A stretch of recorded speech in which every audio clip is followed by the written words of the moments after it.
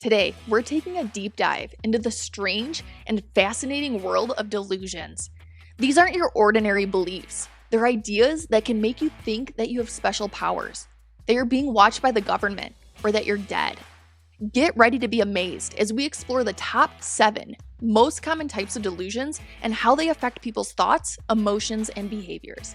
But that's not all. Make sure to stick around to the end because I've got 3 more mind-blowing delusions that will leave you speechless. Okay, first things first, what in the heck is a delusion? And there are 3 words that I want you to know that define it best. Delusions are a fixed, false belief. So in the context of delusions, a fixed belief is one that is not influenced by new information or evidence, and it persists even when it's proven to be false. So basically, a person with a delusion will hold on to their belief regardless how much reasoning is presented to them. Then false means that the belief is not based on reality or is not supported by evidence, right? It's not in line with the commonly accepted facts of what we know to be true about the world. So for people with delusions, the beliefs aren't grounded in reality and may even be contrary to reality. So when we say that a delusion is a fixed, false belief, we mean that it's an unchanging belief that is not supported by evidence or reasoning. And this combination of fixity and falseness is what makes delusions a symptom of certain mental health conditions and causes disruptions in people's lives. Now on to the 7 most common types of delusions.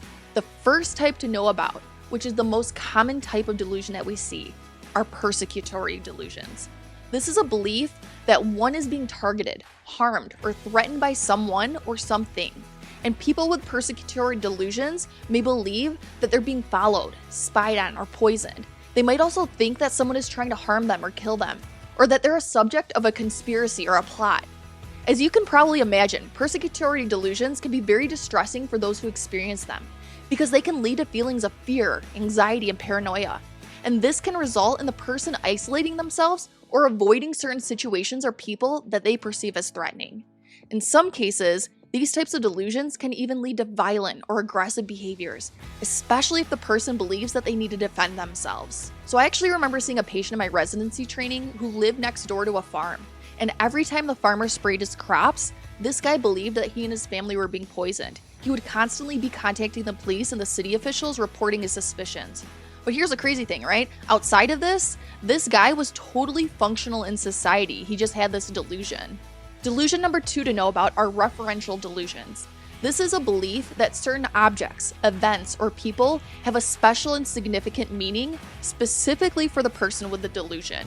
So for example, a person with a referential delusion may believe that a billboard or TV commercial is specifically referring to them, or that they're receiving secret messages through code words or symbols in everyday conversation. So I can remember treating someone who I was following on the inpatient unit, and they had a delusion where they found personal meanings in the songs that they were listening to, right? They thought that the songs were written just for them. Now, it's important to keep in mind that referential delusions are different from simply noticing coincidences or patterns in the environment. So for example, noticing that the same car keeps driving past your house might be a coincidence, but believing that the car is following you specifically, right? That could be a referential delusion. At least this would be the case for most people. The next type of delusions to know about are grandiose delusions, also known as delusions of grandeur. These involve a person having an inflated sense of self-importance or power. People with grandiose delusions might believe that they have special abilities, talents, or qualities that set them apart from others. They may also believe that they have a special purpose or mission in life, or that they're a famous historical figure. The very first time I saw a patient with a delusion was when I was in medical school. It was a guy who was in his 70s, and he would go to the roller skating rink on a daily basis and skate with all the kids. And during this time, he would apparently do all sorts of jumps and twirls, and he thought he was hot shit, right?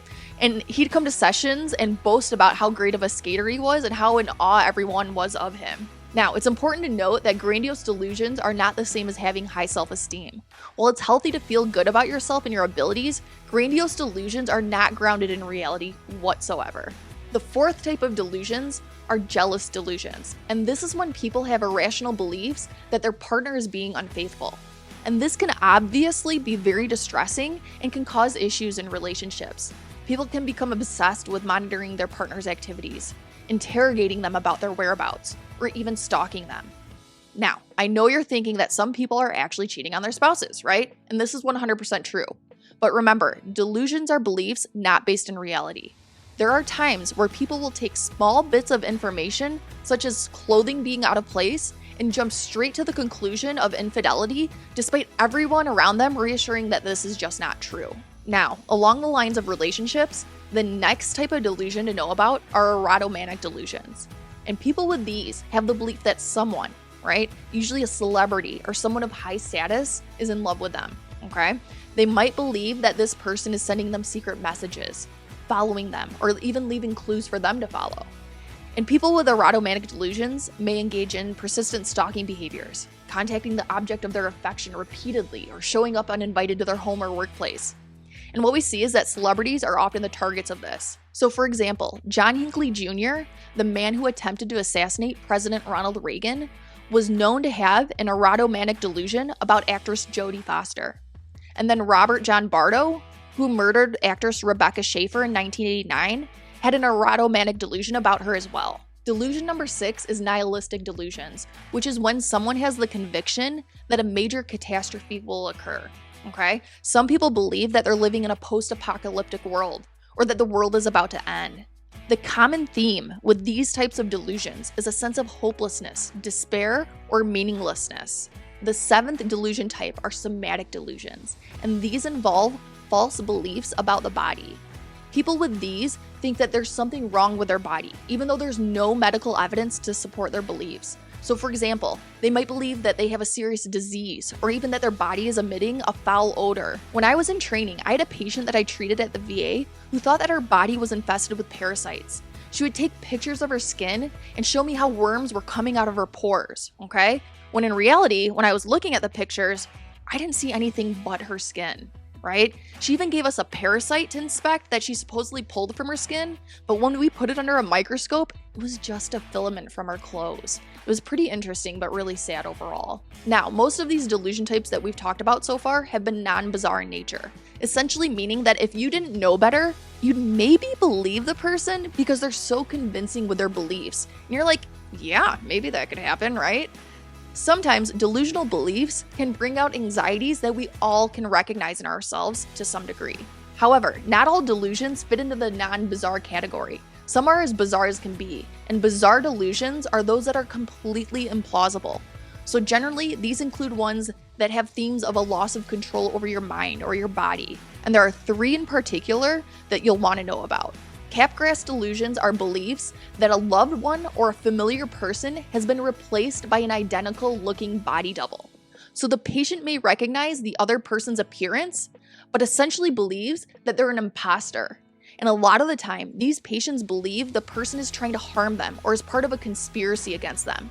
And it's actually really sad because it can be your spouse or a parent who is the target of this. And the cause of this is not fully understood, but it's believed to be related to a dysfunction in the brain's ability to recognize and process familiar faces. The next are Frigoli delusions, and this is sort of similar to Capgras delusions. But in this type, okay, the patient believes that different people are actually the same person in disguise. And this is named after Leopoldo Frigoli, who was an Italian actor who was famous for his ability to rapidly change his appearance during his performances. And so people with this type of delusion believe that strangers, acquaintances, or even celebrities are the same person in disguise, using different costumes, wigs, or makeup to appear different. They may even believe that this person is following them, spying on them, or trying to harm them. And then this can obviously lead to feelings of persecution and paranoia. Then, the delusion that I personally find to be the most interesting is the Cotard delusion. This is actually a rare and severe type of nihilistic delusion and involves the belief that one is dead, doesn't exist, or has lost their internal organs or bodily functions.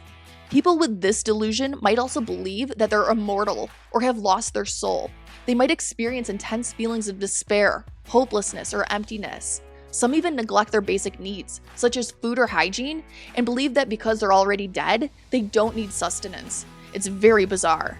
So now that you have a better understanding of the various types of delusions, the next thing to learn more about are hallucinations. Click that top video.